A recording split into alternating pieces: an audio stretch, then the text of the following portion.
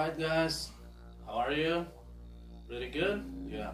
So this is a quick introduction, alright, to explain pretty much what we will see in the first video. I was visiting a really magical and beautiful place.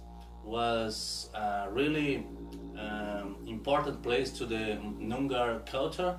It's a place for ceremonies. It's a place to mothers get birth to their child, and it's a beautiful place.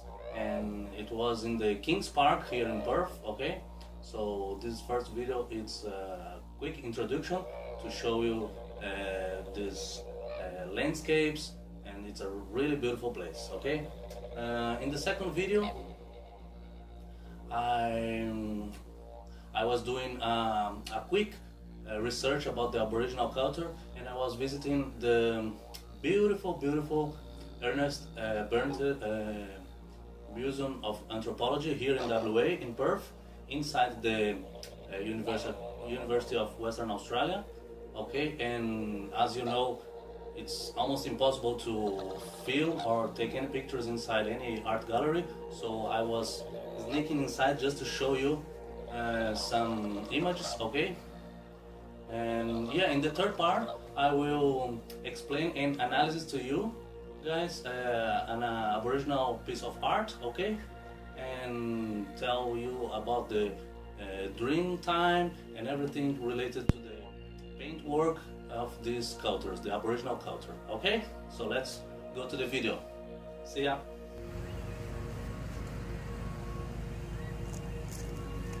Hello my friends, we are here in the Noongar country, the land of the first and real owners of this land.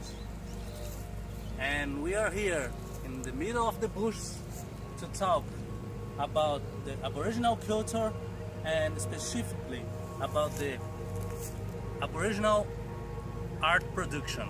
So let's explore that so rich and beautiful culture.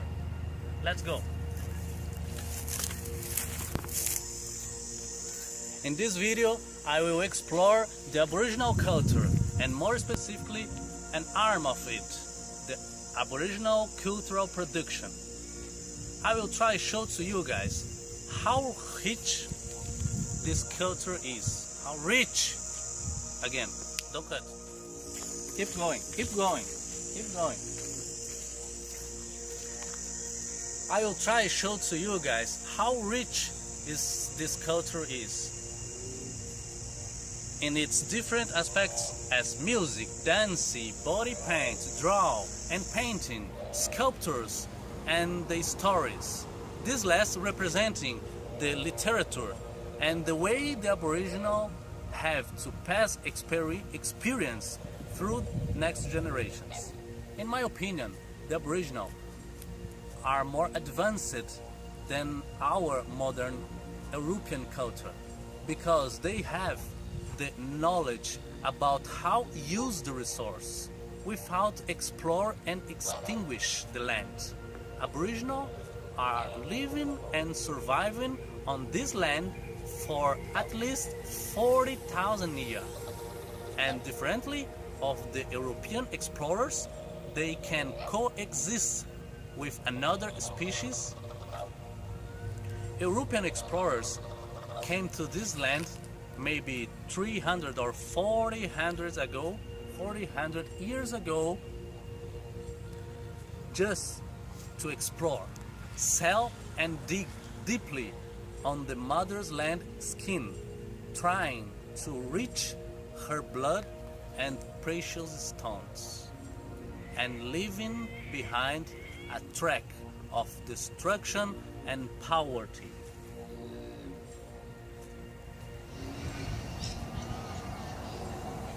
And this, guys, is the boab tree.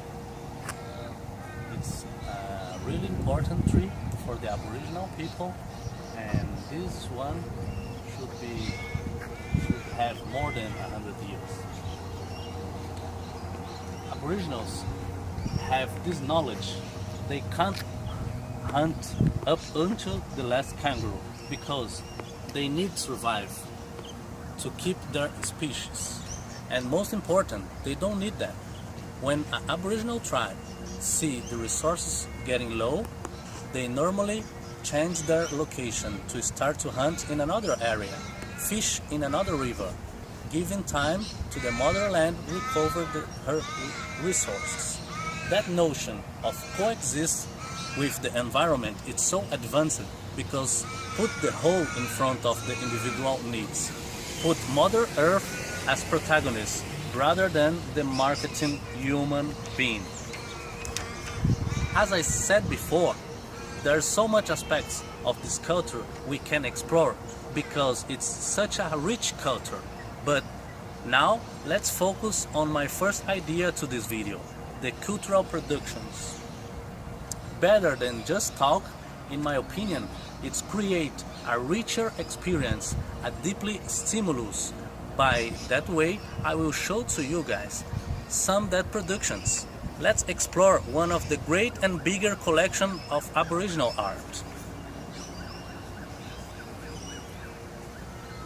Alright guys, so in this first video I was trying to show to you guys what kind of landscapes, what kind of scenarios the Aboriginal are used to live. So let's take a look what kind of colors they are used to. There's a lot of brown and tons of red and green. It's such a light green. The skies are all the time blue or white, a little bit tons of gray, shades of gray, shades of green, a lot of shades of brown and red. Okay, so that colors will be repeated all the times in the Aboriginal culture. Okay, so let's take a little bit of attention on this